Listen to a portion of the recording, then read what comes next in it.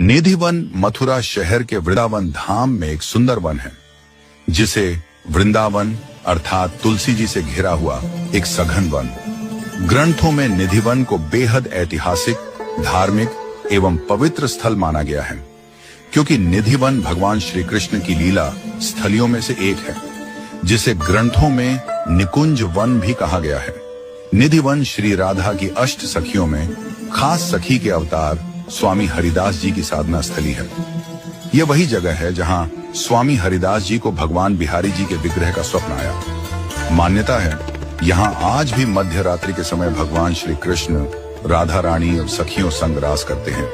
यहाँ तुलसी के विराट वृक्ष हैं, मानो जैसे सखियां खड़ी हों। निधिवन की संध्या आरती ही दिन की अंतिम आरती होती है, क्योंकि संध्या आरती के बाद यहाँ कोई नहीं रहता। इसीलिए निधिवन के पट संध्या आरती के बाद बंद कर दिए जाते हैं, जिसकी वजह से यहाँ रहने वाले सभी पशु पक्षी निधिवन छोड़कर स्वतः ही चले जाते हैं। निधिवन में स्वामी हरिदास जी को मिले त्रिभंग आकार के विग्रह का नाम उन्होंने ठा श्री बांके बिहारी रख दिया। बांके बिहारी जी को हरिदास जी ने सर्वप्रथम निधिवन में प्रतिष्ठित किया था, जिनको आज अनगिनत लोगों के इष्ट देव के रूप में पूजा जाता है।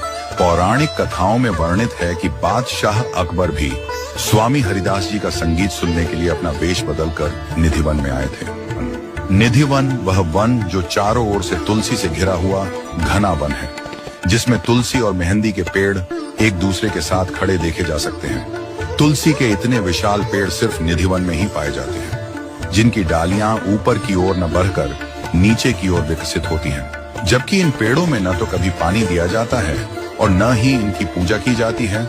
इसके बावजूद ये हमेशा की तरह एक जैसे हरे भरे रहते हैं। ग्रंथों में लिखा हुआ है कि निधिवन ही वह जगह है जहां श्री राधा कृष्ण मध्य रात्रि तक रास किया करते थे।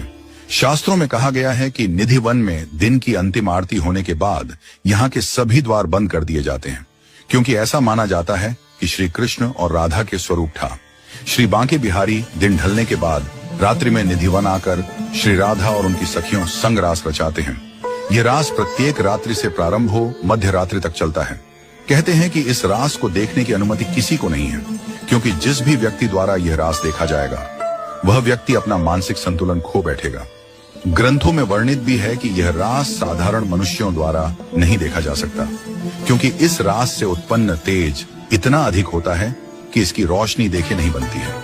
हम बात यहाँ पर रास की कर रहे हैं, तो आपको बता दें कि श्रीमद् भागवत में भी लिखा हुआ है कि शरद पूर्णिमा के दिन श्री कृष्ण श्री राधा व गोपियों संग निधिवन में महारास रचाते हैं।